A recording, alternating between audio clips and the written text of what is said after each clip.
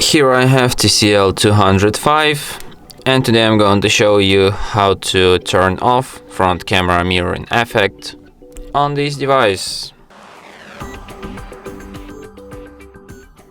So firstly you have to open camera, then switch to the front camera. So just for example, let me take one photo with front camera. Then I'm gonna show you how you can turn off this feature. You just go to settings, and here you can find mirror reflection.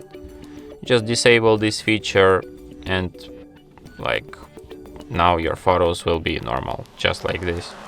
So as you can see on this one, we have lightning on this side, and here we have it on this side. So yeah. And that's it. Thanks for watching. If you find this tutorial useful, don't forget to hit that like button and subscribe to our channel.